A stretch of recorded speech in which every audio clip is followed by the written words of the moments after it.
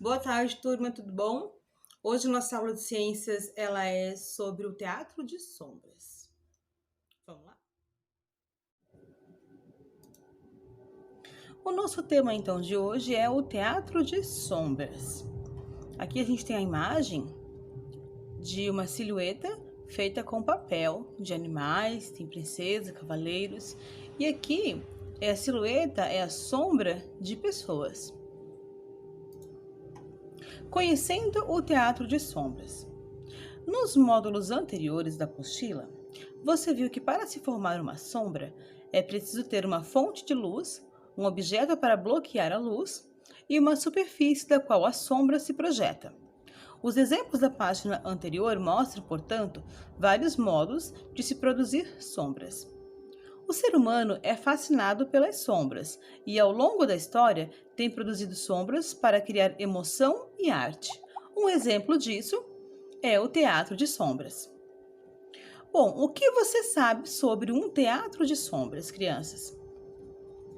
Nós temos os manipuladores, né, que são os que vão mexer os objetos para que se crie a sombra. Os bonecos que vão contar a história, os manipuladores dos bonecos, o músico que toca instrumentos durante a apresentação.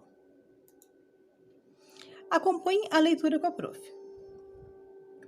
A origem do teatro de sombras. Então, essa leitura ela é sobre uma lenda que deu origem ao teatro de sombras.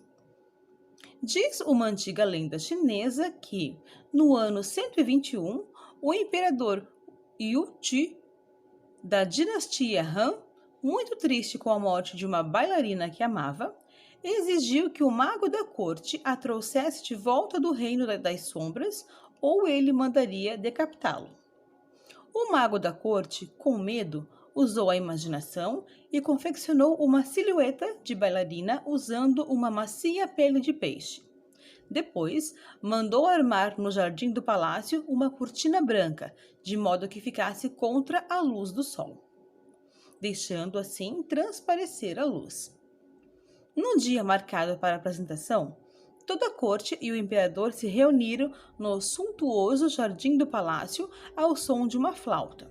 O mago fez surgir a sombra delicada de uma bailarina se movimentando com a graça e suavidade. Nascia assim o teatro de sombras. A imaginação e as sombras. Além do teatro tradicional de sombras, feito com bonecos delicados e transparentes, existem outras versões. Nas versões modernas, às vezes são usados bonecos escuros que mostram bem o contorno da figura. Em outros casos, as sombras formadas pelo corpo dos atores se movimentam diante da luz. Então, crianças, para que haja um teatro de sombras, nós temos que ter uma fonte de luz. A fonte de luz ela é essencial, certo? Para que ela reflita em algum objeto, assim podendo fazer, então, a sombra daquele objeto. Oi, crianças, olha só, a prof vai deixar agora um vídeo sobre um teatro de sombras que eu encontrei lá no YouTube. Espero que vocês assistam e gostem, tá? Beijo para vocês.